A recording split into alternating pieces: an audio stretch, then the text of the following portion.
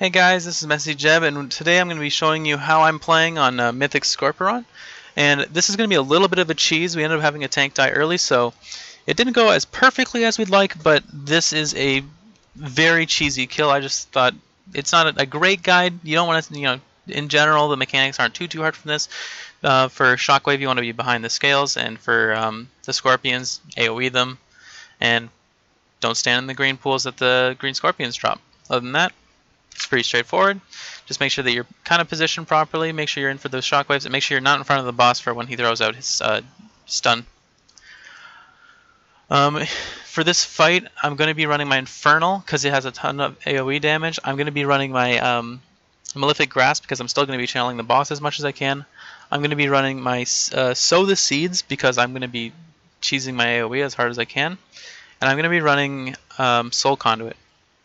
So nothing too crazy, just running the standard AoE build. I think I'm running Absolute Corruption as well for that extra damage. I am running with the Corruption Ring, so it gives me a little bit more damage on this boss. So see here, I'm pre-potting. I have a funny little macro, it's about to get messy. And I just dot up the boss. I don't have any Siphon Life, so I just keep my Agony up. That's about it. And then here, as they're coming out, you'll notice that I'm throwing out my Faramir's because I'm wearing the trinket for this boss for that extra haste and the extra trinket proc. And I'm just throwing out my Seeds of Corruption, trying to get as much damage on to the ads as I can. So for this, this is kind of the easy part. You're just kind of sitting in the doorway while your tanks, my tanks are extremely geared so they can do this.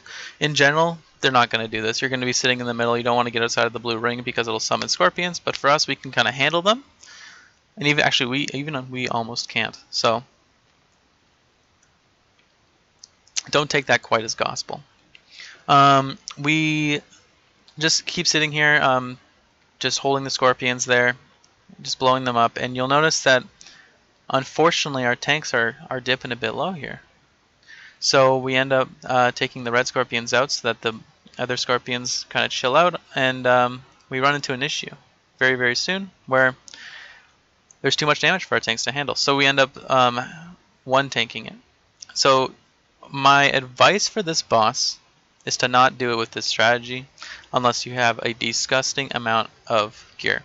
You'll notice here I pulled aggro because Affliction does so much damage on this fight. So once again, stay careful. I pop my damage reduction there. I always pay attention to make sure that when I get threat, I'm not going to randomly drop. And I'm just playing around the broken shards. If you're wondering what I'm using for my, because I get a lot of timers and stuff telling me when I should be moving. I'm actually using Bigwigs. It's I prefer it over DBM. That's my little plug. I'm not even paid. I just actually like their product. It's actually amazing. You'll notice there I don't get behind a broken shard because he's in range of me when I get knocked back and I need to kill that Acid Moss Scorpion. So I'm kind of just getting away with it. One of our tanks drop on that, and we end up pulling it in the middle. And the rest of the fight is kind of just played out.